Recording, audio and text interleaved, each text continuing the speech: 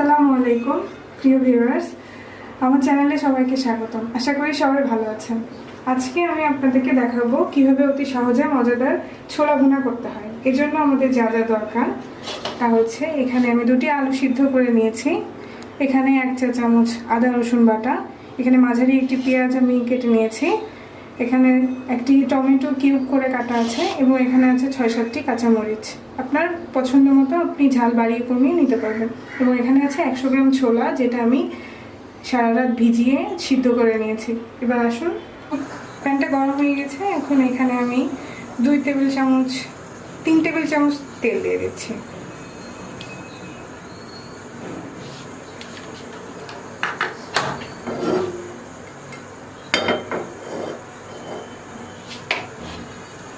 একে একে আমি পেঁয়াজ,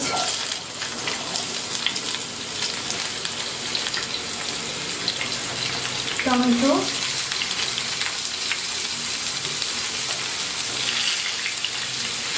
এবং কাঁচামরিচটা দিয়ে দিচ্ছি।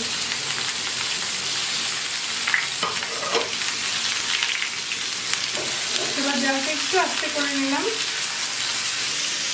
এটা আমি ভালো করে ভেজে দেবো।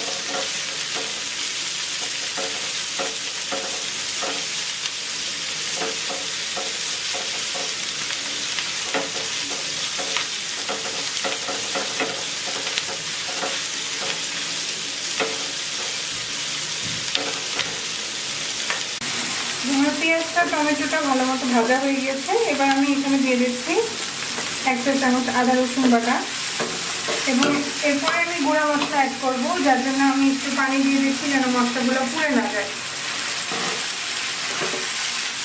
এবার আমি এখানে দিচ্ছি 1/2 চা চামচ জিরার গুঁড়া,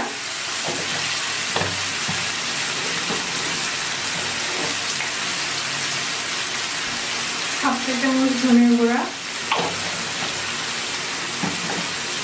1/2 চা চামচ হলুদের গুঁড়া এবং এটা আমি নেড়ে মিশিয়ে নিচ্ছি।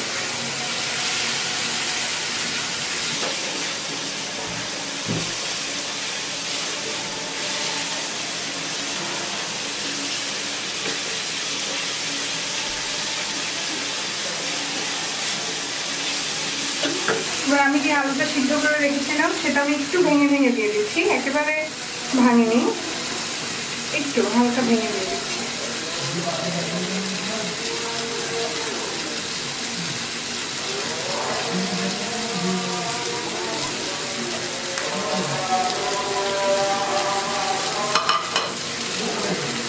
একটু পানি দিয়ে দিচ্ছি মশলাটা আলুর সাথে মিশে দেওয়ার জন্য। কষানো হয়ে গিয়েছে। এবার আমি এখানে ছোলাটা দিয়ে দিচ্ছি, দিয়ে ছোলাটা মিশিয়ে নিচ্ছি।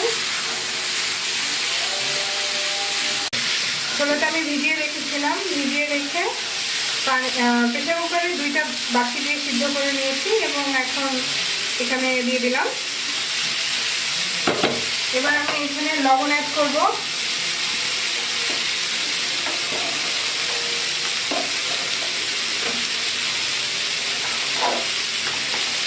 আমি সিদ্ধ করার সময় ছোলাতে লবণ দিয়েছিলাম, এই জন্য এখানে 1/2 চা চামচ লবণ দিয়ে দিচ্ছি। আশা করি হয়ে যাবে।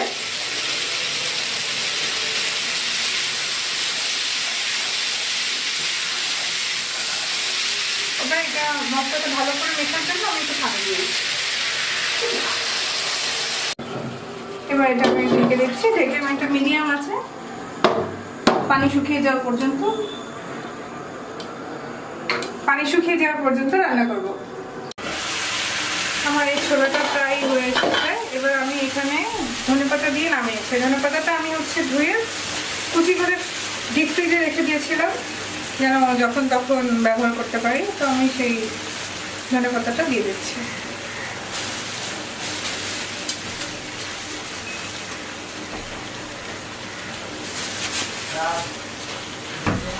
এবার একটু নেড়ে দিচ্ছি। ধনেপাতাটা দিলে এটা একটা সুন্দর ফ্লেভার আসে, যেটা আসলে খুব ভালো লাগে এবং রোজা থেকে সেটা খুবই ভালো লাগে।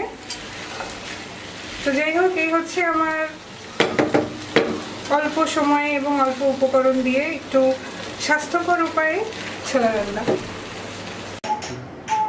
আপনাদের আমার ভিডিওটা যদি ভালো লেগে থাকে তাহলে লাইক, কমেন্ট এবং শেয়ার করুন, এবং আমার পরবর্তীও সব ভিডিওগুলো পেতে হলে আমার চ্যানেলটি অবশ্যই সাবস্ক্রাইব করুন। ধন্যবাদ।